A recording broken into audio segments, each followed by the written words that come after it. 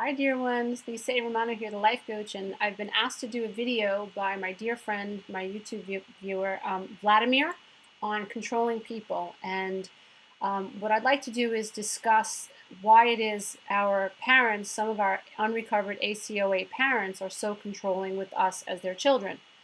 As a general rule, someone who's an unrecovered adult child of an alcoholic, unfortunately, lots of times, dear one, they're struggling with control issues because they have not been taught how to tune into self. They have been taught to deny self, ignore self, and there's a whole lot of control going on below the surface. And what are they trying to control?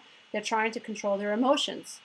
Why do they need to try to control their emotions? Because we are emotional beings, and it's sort of like trying to control Niagara Falls. Like Niagara Falls, the water is supposed to follow this beautiful waterfall. Any type of a waterfall, water is supposed to flow, and emotions are supposed to flow. We are emotional beings, so emotions are part of what the hell we are as human beings. When you're raised in a home that's riddled with denial, you are being suppressed. Your emotions are being held back. You are being taught that your feelings don't matter. How are we taught that? Well, when mother and father can't deal with any type of disorder because they're trying to control their emotions, what they do is they try to control the little ones. And they're so afraid of chaos and things being kept out of place that sometimes they're absolutely obsessed with cleanliness. They're absolutely obsessed with vacuuming.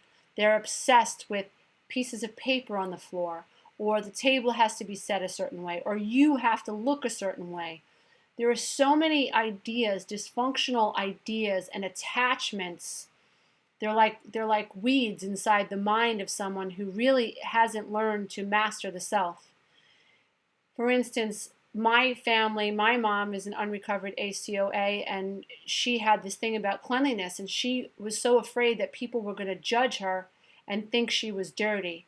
So just stick with that for a minute. There's a whole lot of wondering about what other people think. Wondering about what other people think. I'll say that again. Wondering about what other people think. You will drive yourself mad trying to figure out what other people think and trying to control what other people think. If you care more about what other people think about you than what you think about you, dear one, you're in trouble. Because there's absolutely no way of knowing what someone else thinks about you. And so to get caught up in that vicious cycle, it's a no-win situation.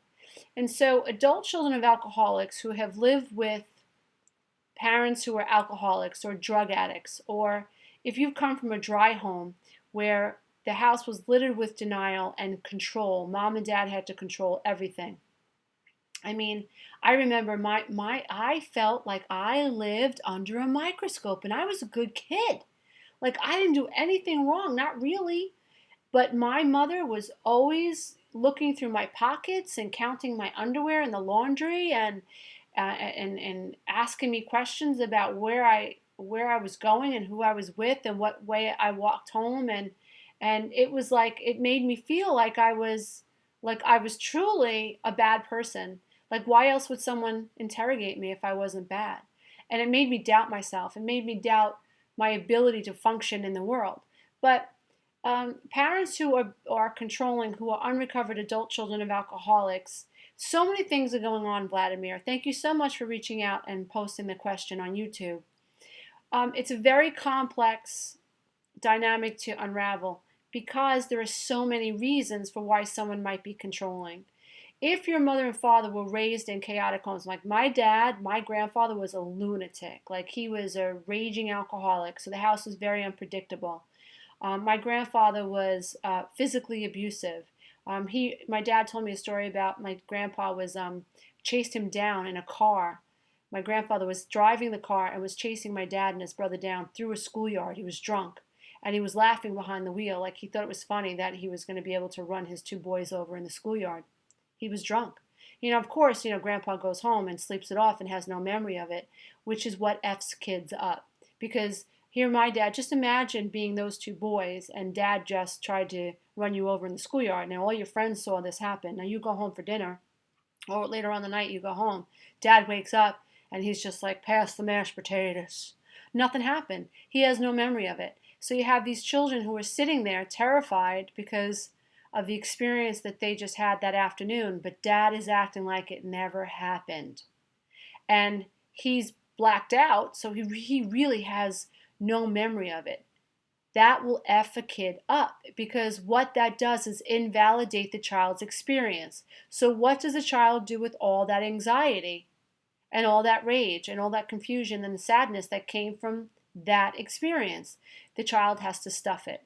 So, what happens when you stuff emotions? You literally short circuit and you create energy blocks and you create mental blocks and you don't know how to process these feelings. So, it's sort of like sticking a giant cork, somehow, some way into Niagara Falls. What happens if you clog up a pipe, in your home?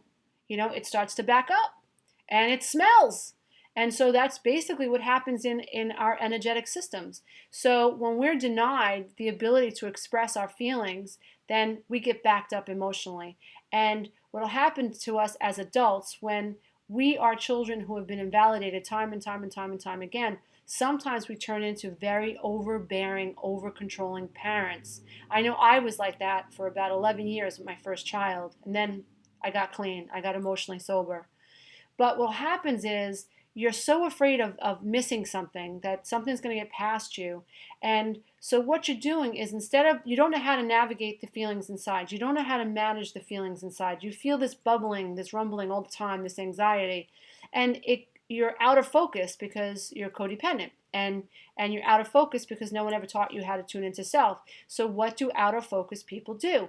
They pay attention to things that are outside of them. So let me rearrange my kitchen cabinets and let me vacuum and let me organize my husband's sock drawer and let me do this and let me organize the kids' schedule and let me do this and let me do that and let me sweep and let me... We're neurotic because we're trying to control our outer experience. We try to control our inner experience by controlling our outer experience. And you'll watch people. There are people who are... some people I know, unfortunately, people who are very close to me, someone I love very much is sex addicted, work compulsive, and exercise compulsive. And all of these things represent an outer experience that is trying to be manipulated so to avoid the inner experience. So the more distractions that I have out here, the less I have to pay attention to what's going on in here. And it works, but it's a temporary fix. It's like a Band-Aid. Because if you feel anxious about something that's going on below the surface, and if you exercise, and if you clean compulsively, and you put all your focus in, let's say you want to clean out your basement, or you want to clean out a closet, it's a real mess. In ordering up that closet, bringing that closet back into order, you get this false illusion of control. You were able to master that closet, and so there's some relief. But before long, you're going to be right back to panic mode and anxiety mode because you don't know how to sit still and listen to the anxiety that's within you and learn to process these feelings. So when you're coming into this type of recovery work, it definitely happens in stages. When I had to stop, because I was a neurotic nut job for a while.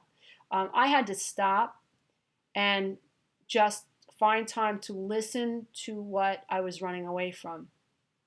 I had to spend time honoring everything that I felt, everything that I was afraid of facing, my unhappiness, my feeling unfulfilled as a wife and a young mother, face all the mistakes that I had made, face my own denial. I had to let the poop hit the fan, so to speak. And I had to deal with the great tragedy and the great loss.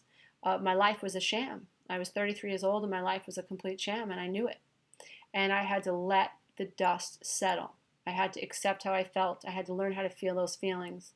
And then I had to create new dialogue in my brain that would allow me to move forward and not get stuck again. Everything's in stages, dear one. I can tell you that when I stopped trying to control everything that was outside of me, and I just allowed myself to embrace what was going on inside of me, something very interesting happened. I'm getting the goosebumps as I tell this story. But something very interesting happened. What happened was I started to feel calm on the inside, but my outer world went nuts. My ex-husband was angry. We were going through a divorce. We had to sell our house. He sold my business. He towed my car out of the driveway. I mean, it was bad for a while. And anyone who has not gone through a divorce or that type of a separation, you don't understand the pain. And I encourage anyone who's going through that now to hang in there, because it's sort of like once you allow that to happen, once you let go and you accept how you feel and you start living honestly, I'm not happy. I'm not pretending like I'm happy anymore. I'm not playing this damn game anymore. This is my life experience. I have a short amount of time to be here on earth, and I'm going to make it everything that I can. I'm going to live my life my way. And I don't mean to hurt people, but people are going to get hurt, but in time they'll get over it. If you find the courage to do that and you stick with that and you begin honoring yourself, it is my promise to you that over the rainbow you'll find greener pastures. But you have to go through this turbulent time first. When you face being codependent and when you face like letting go, well, things start to get messy. But that's all par for the course, dear one. It could be no other way. You've pretended for so long, and then when you start telling the truth, things get a little bit ugly. But only the truth shall set you free. The truth shall set you free. I'm hoping that this video has encouraged you to stay true to yourself, because when you do, you bring love and light into this world. When you finally tell your children the truth, you give them the courage to tell the truth. When you tell a narcissist the truth, they gonna get pissed off, but that's just too bad. That's just too bad. They'll have to get over that. And it's up to them to figure out how they want to enhance their life experience. You are only responsible for you. But please know, dear one, that as you bring love and light into this world, the world becomes a bigger, brighter place, and your life begins to change for the better. I bow to the love and light in you, dear ones. Now